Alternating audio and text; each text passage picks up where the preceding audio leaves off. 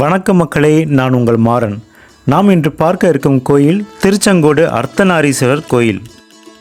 கொடிமாடச் செங்குன்றத்தூர் என்னும் பெயருடைய திருச்செங்கோடு திருத்தலம் கொங்கு நாட்டு பாடல் பெற்ற திருத்தலங்கள் 7இல் 3வது திருத்தலமாக அமைந்துள்ளது. ஏறக்குறைய 2000 வருடங்களை தாண்டி இன்றும் செந்நிறமலை மேலே கம்பீரமாய் அமைய பெற்றுள்ளது இத்தலம். இந்த திருச்செங்கோடு திருமலை சோனகிரி, ரத்தகிரி, சேடமலை, வாயுமலை, மேருமலை என பல்வேறு பெயர்களை கொண்டு விளங்குகிறது. இந்த மலையின் வடிவழகை காண்பதற்கே ஒரு முறையாவது எல்லோரும் திருச்செங்கோடு செல்ல வேண்டும். மலையின் அடிவாரத்தில் இருந்து சுமார் 3 கிலோமீட்டர் தூரத்திற்கு மலையிலே சாலை அமைக்கப்பட்டுள்ளது. மலை ஏறும் போதே இந்த மலையை சுற்றி உள்ள சில மலைகளின் தரிசனமும் நமக்கு கிடைக்கிறது. இந்த மலைச்சாலை திருக்கோவிலின் வாசல் வரை நம்மை அழைத்துச் செல்கிறது.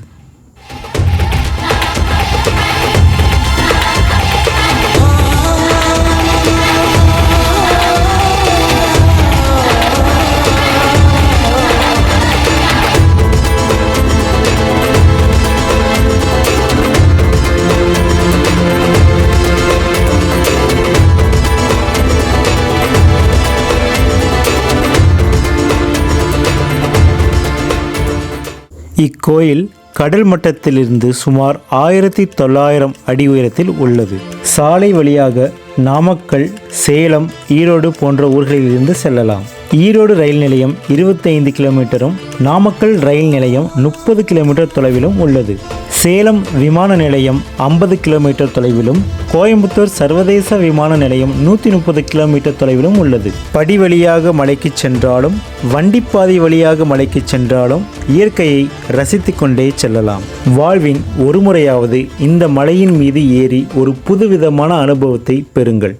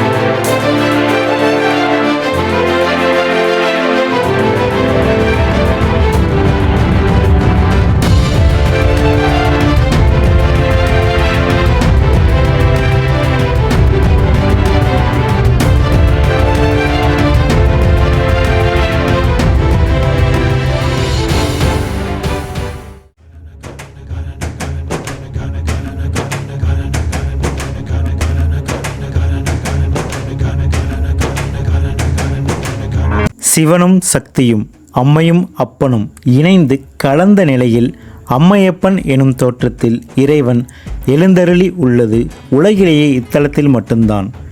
இதுவே இத்திருக்கோவிலின் பெருஞ்சிறப்பு. தேவாரம், திருவாசகம், பெரிய புராணம், திருப்புகழ், கந்தர் அனுபூதி, கந்தர் அலங்காரம் என பல்வேறு தெய்வீக நூல்களில் இத்திருக்கோவில் போற்றி பாடப்பட்டுள்ளது. இங்கு சிவன் சுயம்பு மூர்த்தியாக அருள்பாலிக்கிறார்.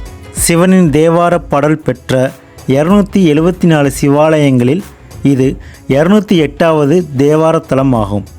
சாலை வழியாக மட்டுமல்லாது சுமார் 1210 படிகளை கடந்தும் மலைக்கோவிலை சென்றடையலாம். மேலே செல்லும் வழியில் செங்குந்தர் மண்டபம், காலத்தி சுவாமிகள் மடம், திருமுடியார் மண்டபம், தைலி மண்டபம் போன்றவை அமைந்துள்ளன. அதனை அடுத்து வீரபத்திர சுவாமி திருக்கோவில் உள்ளது. அதன் மேல்புறம் நந்தி கோவில் உள்ளது. நந்தி கோயிலில் இருந்து சற்றே கீழே இறங்கினால் நந்தி மலைக்கும் நாகமலைக்கும் இடையே ஒரு பள்ளம் அமைந்துள்ளது. அதுவே நாகர் பள்ளம் என அழைக்கப்படுகிறது. இவ்விடத்தில் 5 தலைகளுடன் ஆதிசேஷனின் முழு உருவமும் 60 அடி நீளத்தில் பார்ப்பதற்கே பிரம்மாண்டமான தோற்றத்தில் நம்மை மெய் சிலிர்க்க வைக்கிறது. பின் உயரே சென்றால் சிங்க மண்டபம் உள்ளது. இதற்கு அடுத்து அமைந்துள்ளது 60ஆம் படி என்னும் சத்தியவாக்கு படிகள். இந்த படிகளில் நின்று செய்யப்படும் சத்தியத்திற்கு அளவற்ற மதிப்பு என்பது நம்பிக்கை.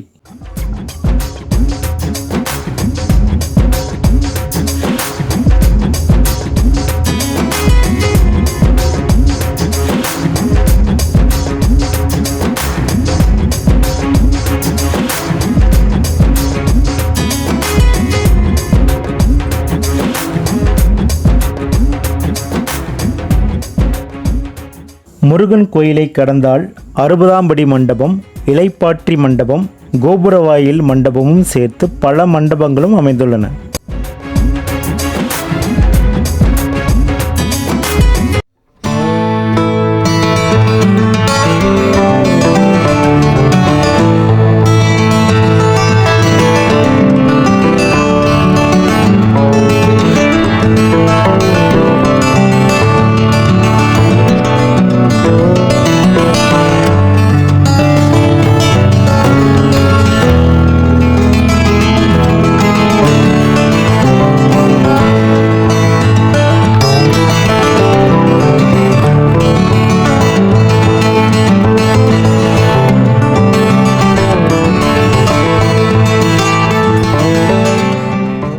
ராஜகோபுரத்தின் உள்ளே செங்கோட்டு வேலவனின் சன்னதி உள்ளது.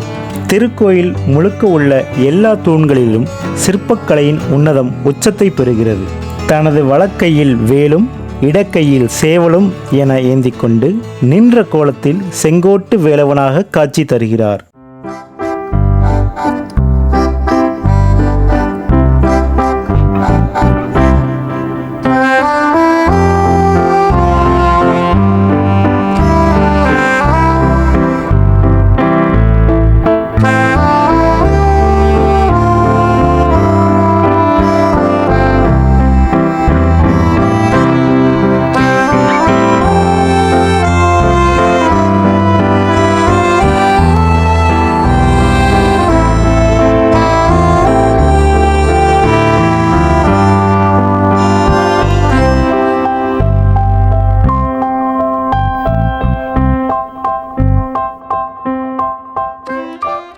சன்னதியின் கருவறையில் வெண்ணிற மேனியுடன் அர்த்தநாரீஸ்வரர் காட்சி தருகிறார்.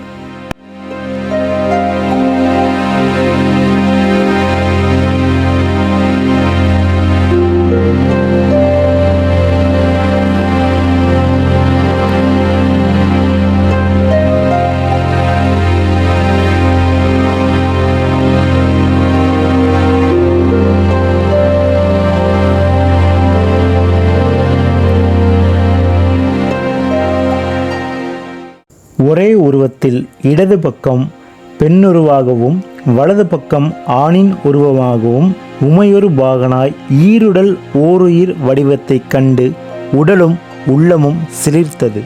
இக்கோயிலில் தல விருட்சமான இலுப்பை மரம் அமைந்துள்ளது.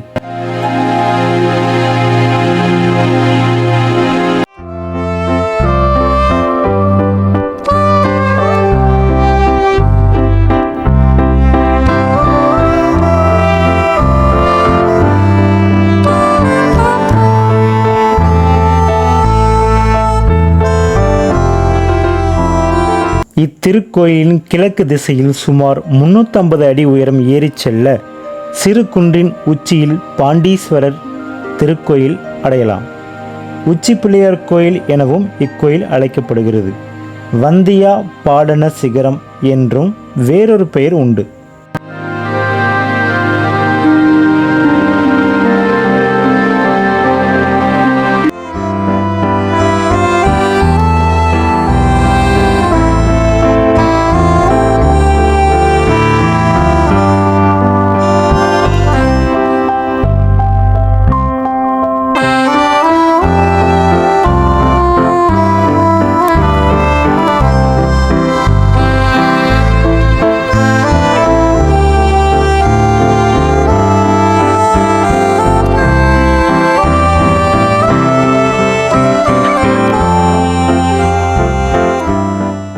சிவம் இல்லையேல் சக்தி இல்லை, சக்தி இல்லையேல் சிவமில்லை என்னும் போதனையை நமக்கு வழங்கியதை இன்னும் உணர்த்துவதற்காகத்தான் தன் இடபாகத்தை உமையவளுக்கு தந்தார் சிவனார். சிவபெருமானுக்கு சக்தியாகவும் உலகுக்கே சக்தியாகவும் திகழ்ந்தார். அதை உணர்த்துகிற வடிவம்தான் அர்த்தநாரீஸ்வரர் திருவடிவம். அழகிய மலையின் மீது அமைந்துள்ள அற்புதமான திருத்தலம் இது. தேவாரப் பாடல் பெற்ற தலம் இது. கோடு என்றால் மலை என்றும் மலையுச்சி என்றும் அர்த்தம். செங்கோடு, செங்குன்றம், செம்மலை என பல பெயர்களுடன் திகழ்கிறது திருச்செங்கோடு.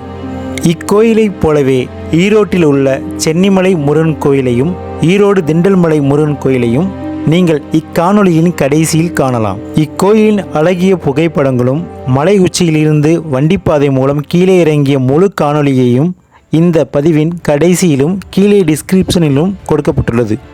அனைவரும் கண்டு மகிழுங்கள். மீண்டும் ஒரு காணொளியில் காணலாம். நமது பதிவு உங்களுக்கு பிடித்திருந்தால் நண்பர்கள் மற்றும் உறவினர்களுக்கு ஷேர் செய்யவும் மற்றும் சப்ஸ்கிரைப் செய்யவும். நன்றி.